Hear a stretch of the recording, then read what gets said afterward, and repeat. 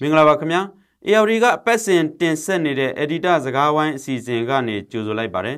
်ဒီတစ်ပတ်မှာတော့အာဆီယံအထူးကိုယ်စားလှယ်ရဲ့မြန်မာပြည်ခီးစဉ်မှာဒေါအောင်ဆန်းစုကြည်နဲ့တွေ့ခွင့်ရမလားဆိုတဲ့ခေါင်းစဉ်နဲ့ကျွန်တော်တို့ဆွေးနွေးသုံးသပ်သွားကြမှာဖြစ်ပါတယ်ကျွန်တော်ကတော့ ARD မြန်မာဘိုင်းသတင်းတောက်ချုပ်ကြော်ခါပါကျွန်တော်နဲ့အတူတူဆွေးနွေးမဲ့သူကတော့ ARD ရဲ့ Editor ချုပ်ကိုအောင်စောဖြစ်ပါတယ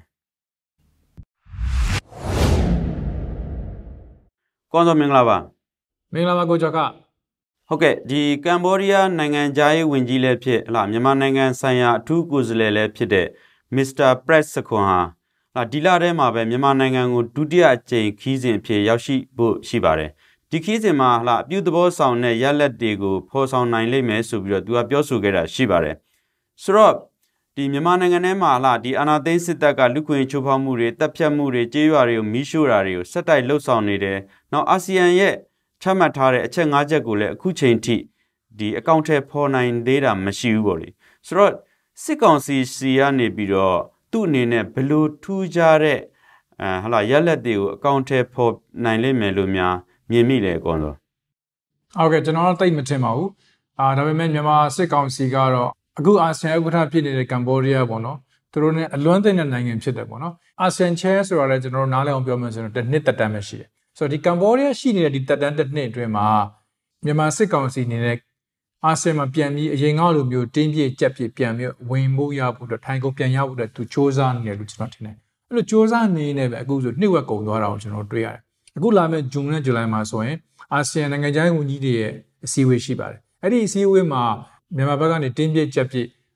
ကျွန်တော်ပြောချင်တာကနိုင်ငံခြားရေးဝန်ကြီးဦးဝဏ္ဏမောင်နဲ့တက်ခွင့်ရရေးတို့နောက်နှစ်ကုန်မှာကျင်းပမယ့်အာဆီယံထိပ်သီးအစည်းအဝေးမှာဒီစစ်ကောင်စီဥက္ကဋ္ဌတက်ခွင့်ရရေးတို့ကိုအတင်းလုံးပန်းနေတယ်လို့ကျွန်တော်ကတော့အဲ့လိုပဲထင်ပါတယ်အဲ့တော့ဒီခုခီးစဉ်မှာဆိုရင်လည်းဒီ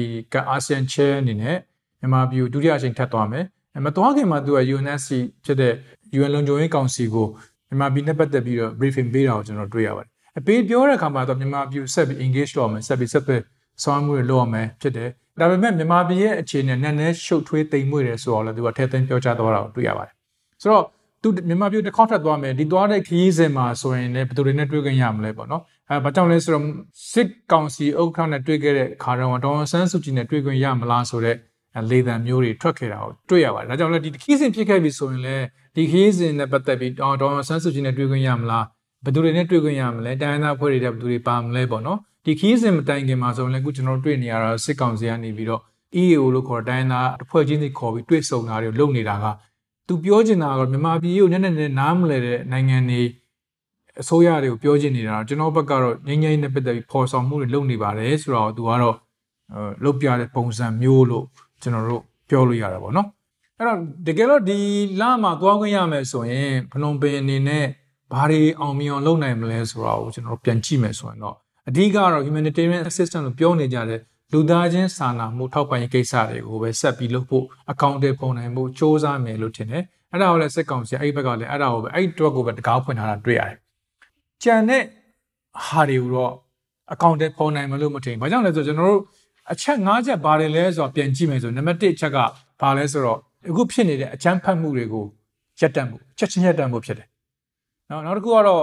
အထက်မှာရှိတဲ့အဖွဲ့အစည်းတွေနဲ့ dialogue ခေါ်တဲ့တွေ့ဆုံဆွေးနွေးမှုလုပ်ဖို့ဖြစ်တယ်နံပါတ်3ကတော့ခုန special envoy လို့ခေါ်တဲ့ ASEAN က special envoy ကိုခန့်ရေးဖြစ်တယ်ဒါကတော့ပြီးသွားပြီနံပါတ်4ကတော့ humanitarian assistance လို့ခုနကျွန်တော်ပြောတဲ့လူသားချင်းစာနာမှုပေးကိစ္စဖြစ်တယ်နံပါတ်5ကတော့ဘာလဲဆိုတော့အဲ့ဒီမြန်မာပြည်ထဲမှာရှိတဲ့ဒီအဖွဲ့အစည်းတွေတွေ့ဆုံမှုပဲဖြစ်တယ်ဆွေးနွေးမှုပဲဖြစ်တယ်ဒါပေမဲ့အဲ့ဒါတခုမှမအောင်မြင်သေးတာကိုကျွန်တော်တွေ့ရတယ်လေနော်ဆိုတော့ဒါပေမဲ့တစ်ချိန်တည်းမှာပဲဝေဖန်တဲ့သူတွေပိုများလာတာအဲ့ဒီ humanitarian assistance လို့ခေါ်တဲ့လူသားချင်းစာနာမှုကိုစစ်ကောင်စီဘက်ကပဲအခုဆိုသူ့ကြောင့်စစ်ကောင်စီကအကြမ်းဖက်မှုတွေကြောင့်ပဲရွာတွေခြေရွာပေါင်းထောင်နဲ့ချီပျက်စီးခဲ့တာရှိတယ်လူပေါင်းသိန်းနဲ့ချီပြီးတော့အိုးမဲ့အိမ်မဲ့ဖြစ်ပြီးထွက်ပြေးခဲ့ရတာရှိပါတယ်ဒါစစ်ကောင်စီရဲ့အကြမ်းဖက်မှုကြောင့်ဖြစ်ခဲ့တဲ့ရလဒ်တွေလို့ကျွန်တော်တို့ပြောလို့ရပါတယ်အများစုပါပေါ့နော်အဲ့တော့လက်နက်ကံပြီးရန်ကားနေတဲ့စစ်ကောင်စီကိုပဲလူမှုကူညီရေးထောက်ပံ့နေပေးရမှာလားသူ့လမ်းကြောင်းသွားမှာလားဆိုတော့စပြီးတော့ဝေဖန်လာတဲ့အဖွဲ့အစည်းတွေအများကြီးရှိလာတာပြည်တွင်းမှာပြပမှာရှိလာတာကိုကျွန်တော်တွေ့နေရပြီဖြစ်ပါတယ်ဆိုတော့ပြောရရင်တော့အထက်အောင်ပြင်အောင်ဝေဖန်နေတာဒီအချက်၅ချက်ဒီမြန်မာပြည်မှာလက်ရှိဖြစ်ပေါ်နေတဲ့အနေအထားတွေအခြေအနေတွေနဲ့လုံးဝမကိုက်ညီဘူးဆိုတာဖြစ်တယ်ဆိုတာစပြီးပြောလာတာပဲဖြစ်တယ်ဆိုတော့ဒီ ဒီအချက်၅ချက်ကိုမြန်မာပြည်သူကလိုချင်တာမဟုတ်ဘူးအများစုလိုချင်နေတာဒီစစ်ကောင်စီဆက်လက်မရှင်တန်ရေးမဲတည်နိုင်ရေးပဲဖြစ်တယ်အဲ့တော့နည်းနည်းလိုအပ်နေတယ်လို့အာဆီယံပြောကြတာပဲဖြစ်ပါတယ်ဒါအပြင်အဲ့ဒီအချက်၅ချက်တည်းမှာအသေးချာမပါလားပါလဲဆိုတော့အချင်းသားနိုင်ငံရေးအချင်းသားရဲ့လှုပ်ပေးကိစ္စပဲဖြစ်တယ်ဆိုတော့နိုင်ငံရေးအချင်းသားရဲ့လှုပ်ပေးကိစ္စကိုတော့မှအတန်ချေချေမပြောရတဲ့အာဆီယံကမြန်မာပြည်မှာအာဆီယံကကမ္ဘောဒီးယားချဲကနေပြီးတော့ကျွန်တော်ထင်မြန်မာပြည်ထောက်သွားပြန်ရင်လည်းတိတ်ပြီးထူးခြားတာတွေဖြစ်လာမယ်လို့တိတ်ထူးခြားတဲ့အောင်မြင်မှုတွေရလာမယ်လို့ကျွန်တော်တော့မထင်ပါဘူးနောက်တစ်ခုကတော့လာဒ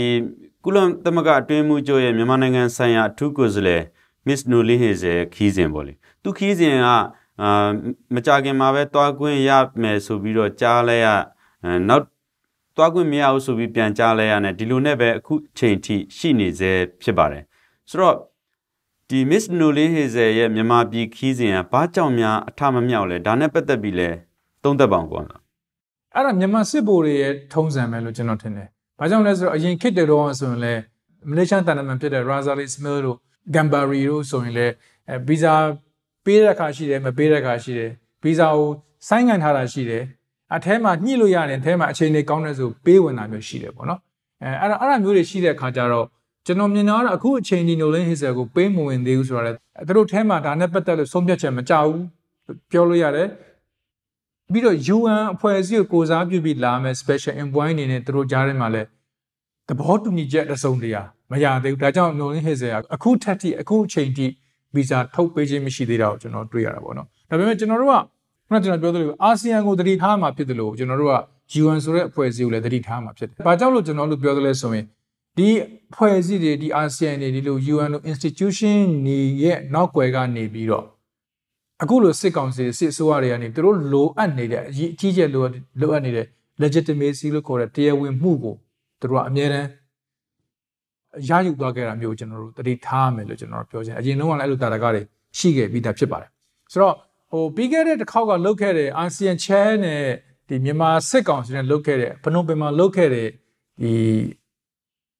ထွတ်ဆုံညှိနှိုင်းမှုမှာဆိုရင်လည်း Noeleen Heyzer ကိုမြန်မာစစ်ကောင်စီဘက်ကနေမဖိတ်တဲ့အတွက်ကြောင့်ကမ္ဘောဒီးယားမဖိတ်ခဲ့တာကိုကျွန်တော်တွေ့ရတယ်လေအဲ့မှာတည်းကကျွန်တော်ထင်တယ်အဖေရှင်းနေပြီမြန်မာစစ်ကောင်စီကလောလောဆယ်အထိတော့ Noeleen Heyzer ကိုသူတို့ရဲ့စင်းထဲမှာထည့်မထားသေးဘူးပေါ့နော်ဒီ UN ကိုယ်စားလှယ်သူတို့လိုချင်နေတဲ့ပေါ်ဆောင်မှုတွေသူတို့လိုချင်နေတဲ့အာဂျင်နာတွေနဲ့ကိုက်လာမျိုးဆိုတော့ဒီမျိုးသမီးတို့တနေရာမှာတထောက်မှာဝင်ပြီးတော့သူကခိုင်းမယ်သူတို့အတုံးချမယ်လို့ကျွန်တော်ထင်တယ်ဒါပေမဲ့ဒါအပြင်မြန်မာစစ်ကောင်စီကမြန်မာစစ်ဗိုလ်တွေသိထားတာUN ဆိုတာတကယ်တော့အစွဲမရှိတဲ့ကြားဟလာအစိမ့်မရှိတဲ့မွေလို့သူတို့သိထားပေးတာဖြစ်တဲ့အတွက်ကြောင့်ဒါအပြင် UNSC လို့အဖွဲ့အစည်းတွေမှာလည်းကမ္ဘာမှာအင်အားအကြီးဆုံးဖြစ်တဲ့ရုရှားနဲ့တရုတ်နိုင်ငံကဟလာသူ့ဘက်ကပါနေတယ်ဆိုတော့လည်းမြန်မာစစ်ကောင်စီကတွက်ထားပေးတာဖြစ်တယ်ဆိုတော့ကျွန်တော်မမေ့ဖို့လိုမယ်လို့ထင်တယ်လေ။ဘာကြောင့်လဲဆိုတော့မကြာသေးခင်က UNSC မှာလုပ်ခဲ့တဲ့ UK နဲ့တရုတ်နဲ့တွဲပြီးထွက်မဲ့မြန်မာပြည်နဲ့အရေးနဲ့ပတ်သက်တဲ့ကြေညာချက် resolution မှာဆိုရင်ညှိလို့မရတဲ့အတွက်ကြောင့်တရုတ်ဘက်ကအဲ့ဒီအနေအထားကိုအချိန်ဆွဲခဲ့တဲ့အတွက်ကြောင့်ဒီစလုံးအသုံးလုံးနဲ့ပတ်သက်ပြီးတော့အချိန်ဆွဲခဲ့တဲ့အတွက်ကြောင့်ဒီ resolution ကဒီ draft paper ထွက်မလာခဲ့တာကိုကျွန်တော်တွေ့ရတာဖြစ်ပါတယ်ဆိုတော့ဒါအောင်ကြည့်မယ်ဆိုရင်ဒီနေ့ဒီချိန်မှာမြန်မာနိုင်ငံအိမ်နီးချင်းဖြစ်တဲ့တရုတ်လိုနိုင်ငံမျိုးကနေပြီးဘယ်ဘက်ကရက်တည်နေတယ်ဆိုတာကိုကျွန်တော်တို့အထင်ရှားတွေ့ရမှာဖြစ်ပါတယ်ဆိုတော့ပြန်ပြောကြမယ်ဆိုရင်တော့ဗျာပြည်တွင်းမှာဆိုရင်လည်းအခြေအနေတွေကတည်ငြိမ်မှုမရှိသေးတာဖြစ်တယ်အာဆီယံနဲ့ဆိုင် UN လို institution တစ်ခုကိုပေးဝင်တဲ့အခါမှာစစ်ကောင်စီဘက်ကတာဝန်ယူရမှာတွေအများကြီးရှိတဲ့အတွက်ကြောင့်လဲ Noeleen Heyzer အခုချိန်ထိပေးမဝင်သေးဘူးလို့ကျွန်တော်တို့သုံးသပ်လို့ရပါတယ်အခုလိုဟလာဒီမြန်မာနိုင်ငံဆိုင်ရာထူးကိုယ်စားလှယ်တွေလာမဲ့ခီးစဉ်တွေလာမြန်မာနိုင်ငံနဲ့ပတ်သက်တဲ့အထူးအစည်းအဝေးကြီးတွေမတိုင်ခင်မှာဖြစ်လေဖြစ်ထရှိတဲ့အခြေအနေမျိုးလေးတွေကိုအခုချိန်မှာကျွန်တော်တို့ပြန်တွေ့လာရတာရှိတယ်အဲ့ဒါဘာလဲဆိုတော့ဒီမနေ့ကဆိုလို့ရှိရင်လာဒီကြောက်တရားမြို့နယ်ထဲမှာလာဒီပောက်ကွဲမှုတွေဖြစ်တယ်ဒီလာလူသေးဆုံးတန်ရာရစေတဲ့ဒီပောက်ကွဲမှုလိုဟာမျိုးတွေကိုကျွန်တော်တို့တွေ့လာရတယ်ပေါ့နိဆိုတော့နောက်တစ်ခုကကြတော့နေပြည်တော်မှာလာတိုင်းသားလက်နက်ကိုင်အဖွဲ့တချို့နဲ့လာဒီငင်းငင်းဆွေးနွေးပွဲဆိုတဲ့ဟာမျိုးတွေလှုပ်နေတာတွေကိုကျွန်တော်တို့တွေ့ရပါတယ်ဆိုတော့2010မတိုင်ခင်တော့ဟလာဒီစစ်အုပ်ချုပ်ရေးလက်အောက်မှာဒီလိုအခြေအနေမျိုးတွေကိုကျွန်တော်တို့တွေ့ခဲ့ရတာရှိတယ်ဆိုတော့အခုတဖန်ပေါ့လေအဲ့လိုအလားတန်တူတဲ့အခြေအနေမျိုးတွေကိုကျွန်တော်တို့တွေ့လာရတာရှိတယ်တိုက်ဆိုင်မှုလားဒါမှမဟုတ်ရင်ဒီဟာနဲ့ဘယ်လိုဆက်ဆက်မှုရှိနိုင်မလဲပေါ့ဆိုတော့ဒီဟာနဲ့ပတ်သက်ပြီးလဲကွန်ဆိုဘယ်လိုမြင်လဲဗျစ ဆိုတော့နားလည်တဲ့လောက်ကတော့အရင်ခစ်ကဆိုရင်တော့ဒီလို UN အထူးကိုယ်စားလှယ်တွေအရေးကြီးတဲ့ပုံကိုယ်တွေမြန်မာပြည်ရဲ့အရေးကိုလာပြီးတော့ဖြည့်ရှင်းမဲ့သူတွေပေါ့ဗျာနော်အဲ့လိုသူတွေ peace broker တွေငြိမ်းချမ်းရေးပွဲစားတွေထိတ်တန်းပုံကိုယ်တွေလာမယ်ဆိုရင်တော့မြန်မာပြည်မှာလှုပ်လို့ရှိရတော့ထုံးတုပ်လို့ရှိတာပေါ့ထုံးမတုပ်ရင်လည်းသူတို့နိုင်ငံရေးကျင်းသားတဲ့ချုပ်လှုပ်ပေးတာမျိုးတွေသူတို့ဖမ်းထားတဲ့အရေးကြီးနိုင်ငံရေးသမားတွေအထူးသဖြင့်ဒေါ်အောင်ဆန်းစုကြည်လိုဟာမျိုးဦးတင်လိုဟာမျိုးတွေနဲ့ပေးတွေ့တာမျိုးတွေပေါ့နော်အဲ့ဒါမျိုးတွေသူတို့လှုပ်လို့ရှိပါတယ်သူတို့အကျော်လျှော့တယ်လို့ခေါ်တာပေါ့နော်ဆိုတော့ဒါပေမဲ့တစ်ချိန်တည်းမှာပဲတစ်ဖက်ကသူတို့ရဲ့အတိုက်ခံတွေကိုဒီမိုကရေစီအင်အားစုကိုအပုတ်ချတဲ့ discredit လုပ်တဲ့နာမည်ပြန့်အောင်လုပ်တဲ့ဟာမျိုးတွေလည်းလုပ်ငန်းမျိုးတွေလည်းလုပ်လို့ရှိတာကိုကျွန်တော်တို့တွေ့ရပါတယ်ဆိုတော့အခုခုနကိုကျော်ခမေးတဲ့မေးခွန်းလို့ပေါ့နော်ဒီတစ်ပတ်အင်္ဂါနေ့မှာဖြစ်ခဲ့တဲ့ဒီရန်ကုန်မှာဖြစ်ခဲ့တဲ့ဘားလန်မှာဖြစ်ခဲ့တဲ့ပောက်ကွဲမှုဆိုရင်ဟလာဒါဘယ်သူလက်ချက်လဲဆိုတာမျိုးပေါ့နော်အဲ့ဒါကိုလည်းဒီဘက်ကဒီလိုတိုက်ခိုက်မှုတွေကိုလုပ်နေတဲ့ PDF လို့အဖွဲ့တွေကအစသူတို့ဒီကိစ္စနဲ့ပတ်သက်ပြီးသူတို့မဟုတ်ဘူးဆိုတော့မြင်အောင်တွေ့ရတယ်ဆိုတော့ပြန်ကြည့်မယ်ဆိုရင်လည်းငါတစ်နှစ်ကြော်ကာလမှာ PDF အဖွဲ့တွေပဲဖြစ်ဖြစ် NUG ဆိုတဲ့အစိုးရအောက်က PDF တွေပဲဖြစ်ဖြစ်သူတို့တွေကတော့ political target လို့ခေါ်နိုင်ငံရေးထားတဲ့ပြစ်မှတ်တွေကိုသူတို့အဓိကထားတိုက်ခိုက်တာကိုတွေ့ရတယ်အဲ့ဒီမှာလူပုဂ္ဂိုလ်တွေပါသလိုအဆောက်အဦတွေပါတယ်စစ်တပ်အဆောက်အဦတွေပါတယ်အာဏာပိုင်အဖွဲ့အစည်းတွေအဆောက်အဦတွေပါတယ်ရဲကင်းစခန်းတွေပါတယ်ပေါ့နော်လုတ်ပြီးတဲ့အခါကျရင်လည်းဒီအဲ့ဒီအဖွဲ့အများစုကကျွန်တော်နားလည်ထားတော့လုတ်တယ်ဆိုတဲ့အကြောင်းကိုဓာတ်ပုံနဲ့ရောဗီဒီယိုနဲ့ရော statement နဲ့ရောpress release လို့ပဲခေါ်ပေါ့နော်အဲ့ဒါသတင်းထုတ်လေးရှိတယ်ပေါ့နော်ဒါပေမဲ့တနည်းအားဖြစ်သွားတဲ့ကိစ္စမှာတော့အဲ့ဒါမျိုးတွေကျွန်တော်တို့မတွေ့ရဘူးပေါ့နော်ဒါကြောင့်လည်းဒီကြားထဲမှာမိနစ်ပိုင်းအတွင်းနာရီပိုင်းအတွင်းမှာပဲတုံ့ပြန်မှုတွေကျွန်တော်တို့ကြားရတာပေါ့ဆိုတော့ဘာထောင်ကြည့်မယ်ဆိုရင်တော့အဲ့သတင်းကိုဆိုရင်လည်းဒီမြန်မာလိုင်းသတင်းစာမှာအကြီးအကျယ်ပေါ်ပြတာကိုတွေ့ရတယ်ပေါ့အကြမ်းဖက်တောင်းကျမ်းသူများပေါ့နော်ဆိုတော့ဟိုမေးခွန်းထုတ်စရာတွေလည်းအများကြီးရှိတာပေါ့တစ်ဖက်မှာဆိုရင်လည်းဒီလို UN Special Envoy တို့ ASEAN Special Envoy တို့လာတဲ့အခါကျရင်ရောမလာတဲ့အချိန်မှာရောသူတို့ရဲ့တုံးနေတဲ့ channel ဆက်သွယ်လမ်းကြောင်းတွေကနေပြီးတော့ဒီဘက်က PDF တို့ဟာလာ EAO တို့ပူပေါင်းဖွဲ့စည်းတွေပြီးတော့ NUG ရဲ့အဖွဲ့အစည်းတွေအောက်မှာလောက်ကင်နေတဲ့အကြမ်းဖက်မှုတွေဘယ်လောက်ရှိနေတယ်ဆိုတော့လည်းအသေးချာကိုဒီစစ်ကောင်စီကလေအသေးချာတင်ပြတာကိုကျွန်တော်တွေ့ရတယ်ပေါ့နော်ဒါကြောင့်လည်းကျွန်တော်တင်တယ်ဒီအာဆီယံထဲမှာကြည့်မယ်ဆိုရင်တချို့ကလည်းစစ်ကောင်စီပြောတာတွေကိုလက်ခံတဲ့သူတွေအဖွဲ့အစည်းတွေရှိကြတယ်လည်းကျွန်တော်တွေ့ရမှာဖြစ်ပါတယ်ဆိုတော့ဟိုပြောချင်တာတစ်ဖက်ကဝါဒဖြန့်ကြီးကိုလည်းအသေးချာတေးချာကိုနည်းနည်းလှုပ်ဖို့စ조사နေလှုပ်နေတယ်ဆိုတော့ကျွန်တော်တွေ့ရတာပေါ့နော်ဆိုတော့မြန်မာအလင်းမှာဆိုလည်းကျွန်တော်တို့ကနေ့စဉ်လို့အကြမ်းဖက်တောင်းကျမ်းသူဆိုရင်စကလုံးကိုရေလဲနဲ့တုံနေတာတွေ့ရတယ်လို့တွေ့ရတယ်ဒါပေမဲ့အပြင်မှာရှိတဲ့သတင်းစာတွေစာနယ်ဇင်းတွေရေဒီယိုတွေမှာတော့ပြပအောင်ကျွန်တော်ပြောတာပါဆိုတော့မြန်မာစစ်တပ်ကနေပြီးတော့တကယ်တော့အကြမ်းဖက်ကျူးလွန်မှုတွေကိုနေ့စဉ်ကျူးလွန်နေတယ်ဆိုတော့ကျွန်တော်အပြင်မှာရှိတဲ့သတင်းတွေမှာတော့ကျွန်တော်နေ့စဉ်ဖတ်နေတာဖြစ်ပါတယ်ခုနဟလာဒီအာဆီယံအထူးကိုယ်စားလှယ်ရဲ့ခီးစဉ်ကတော့ဖြစ်လာဖို့တေချာသလောက်ရှိပါတယ်နောက်ဒီ Miss Nolin Hazel ရဲ့ခီးစဉ်ကတော့ခုနပြောသလိုမသေးကြဘူးပေါ့လေဒါပေမဲ့ဘယ်လိုပဲဖြစ်ဖြစ်သူတို့ခီးစဉ်တွေမှာသူတို့တကယ်တမ်းသူတို့တွေ့ကျင်တဲ့ပုံကိုယ်တွေထဲမှာစစ်ကောင်းဆောင်နေမကဘဲနဲ့ဟလာဒီနိုင်ငံတော်ရဲ့အတိုင်ပင်ခံပုဂ္ဂိုလ်ဒေါအောင်ဆန်းစုကြည်နဲ့လည်းအဓိကတွေ့ကျင်လိမ့်မယ်ဆိုတာသိကြပါတယ်ဆိုတော့တကယ်လို့များသူတို့ကတောင်းဆိုခဲ့မယ်ဆိုလို့ရှိရင်ဒီအာနာသိန်းစစ်ကောင်စီကပေးတွေ့ရပါမလားဒီအခြေအနေမှာဒေါအောင်ဆန်းစုကြည်နဲ့ပတ်သက်ပြီးတော့ကျွန်တော်တို့အတန်တိတ်ပေါ့နော်ဒေါအောင်ဆန်းစုကြည်ဘက်ကဘာတမ်းမှမကြောက်ကျွန်တော်တို့ဒေါအောင်ဆန်းစုကြည်ရင်တော့ရန်ကုန်မှာသူ့ရဲ့နေအိမ်မှာပဲအခြေချုပ်ထိမ့်သိမ်းခံရတဲ့ကာလတွေမှာဆိုရင်အဲ့ရနေပြီးဒေါအောင်ဆန်းစုကြည်ထုတ်တဲ့အတန်တွေကြားရတဲ့အတန်လေးတွေရှိတယ်အခုချိန်မှာဒေါအောင်ဆန်းစုကြည်ကိုဘယ်မှာထိမ့်ချုပ်ထားတယ်ဆိုတာထိမ့်သိမ်းထားတယ်ဆိုတာကမသိရတဲ့ပြင်ဒေါအောင်ဆန်းစုကြည်ကိုဘယ်တရားမှတရားစီရင်နေတယ်လဲဆိုတာလည်းကျွန်တော်တို့မသိရဘူးအပြင်မီဒီယာတွေအတွင်းမီဒီယာတွေမသိရဘူး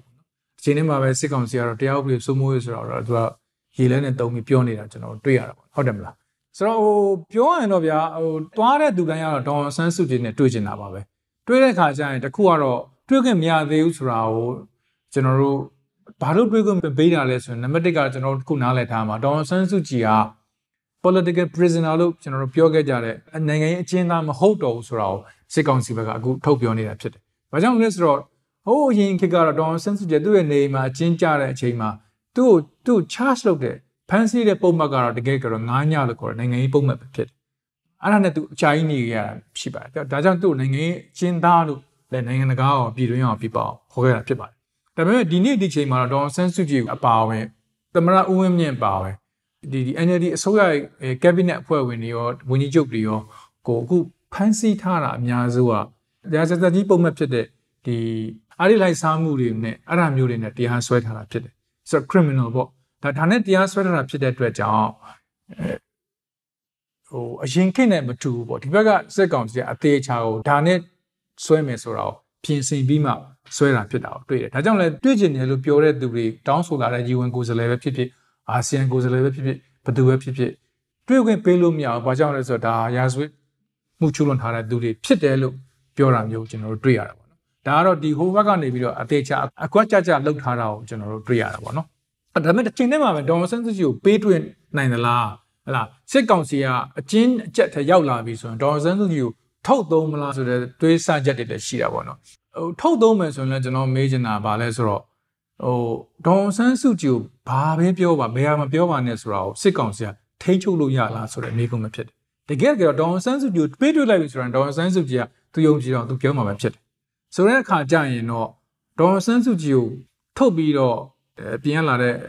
ဧည့်သည်တော်တွေကိုယ်စားလှယ်နဲ့တွေ့ဖို့ဆိုတာလဲစစ်ကောင်စီအတွက်အများကြီးစွန့်စားရမယ်အလုပ်တစ်ခုလို့ကျွန်တော်မြင်တယ်လေပေးတွေ့ပြီဆိုရင်တော့ကျွန်တော်တွက်စားလို့ရတယ်ခုကတော့နှုံးတစ်ဖက်ကြားထဲမှာစုံတစ်ခုညှိထားလို့ရပြီလားပေါ့နော်တိုင်းတာတစ်ခုဒီနားလည်မှုတစ်ခုရထားသလားဆိုတာပြန်တွက်လို့ရတာပြီးခဲ့တဲ့နောက်ဆုံးတစ်ခေါက်တုန်းကလည်းဒီ ASEAN Special Envoy ဒီကမ်ဘောဒီးယားနိုင်ငံခြားရေးဝန်ကြီးကပဲတွားတဲ့အခါတုန်းကလည်းသူတွေ့မဲ့ဒီစီးရင်တွေထဲမှာလူတွေ့မဲ့စီးရင်တွေထဲမှာထူးခြားပဲဒေါ်ဆန်းစုကြည်တို့ပါတီတွေကဒေါ်စုစုလင်ပါတာကိုကျွန်တော်တွေ့ရမှာဖြစ်တယ်ဒါပေမဲ့တကယ်တွေ့တဲ့ခါကျဒေါ်စုစုလင်မပါတာကိုတွေ့ရတယ်စီးရင်ထဲမှာတော့ဒေါ်စုစုလင်ပါတယ်ဒါပေမဲ့တကယ်တွေ့တဲ့ခါကျဒေါ်စုစုလင်မပါဘူးဆိုတော့တွေ့ရတယ်ဒါအောင်ကြည့်မယ်ဆိုရင်လည်းစစ်ကောင်စီအနေနဲ့ဒီ NLD တွေကတချို့လူတွေကိုသူတို့ပြန်ပြီးတော့သုံးဖို့စ조사နေတယ်ဆိုတဲ့ဟာမျိုးပေါ့နော်ကျွန်တော်တွေ့ရတယ်ပေါ့။ဘာကြောင့်လဲဆိုတော့အခု NLD တရားသတင်းတွေရဆိုရင်လည်းတချို့ NLD အလက်ပိုင်းကောင်းဆောင်တချို့ကိုဒါမှမဟုတ်လည်းဒီ MP တချို့ကိုဒီရုံးတွေပြန်ဖွင့်ဖို့ကိစ္စကိုစစ်ကောင်စီကခွင့်ပြုတဲ့ပုံစံမျိုးတွေကျွန်တော်တို့ကြားရတယ်ပေါ့။ဆိုတော့တဘောကတော့အဲ့သူတွေကမှဖွင့်ခဲ့ပြီဆိုရင်အာဆီယံရောနိုင်ငံတကာရော NLD ကိုမဖြတ်ဖို့ပြောထားတဲ့တရုတ်ကိုပြောလို့ရတာတော့ NLD ရုံးကိုကျွန်တော်စတင်ပြီးပြန်ဖွင့်ခွင့်ပေးနေပါပြီဆိုတာမျိုးပေါ့နော်အဲ့ဒါမျိုးကိုစစ်ကောင်စီဘက်ကလည်းပြကျင်တဲ့ပုံစံမျိုးရှိသလားလို့ကျွန်တော်တို့တွက်ဆလို့ရပါတယ်ဒါပေမဲ့တခုကတော့ခုရဲရုံးတွေပြန်မဖွင့်သေးတာတော့ဒေါ်စုစုလင်နောက်ဆုံးနာမည်ပါပြီးကမှပြန်ပြီးတော့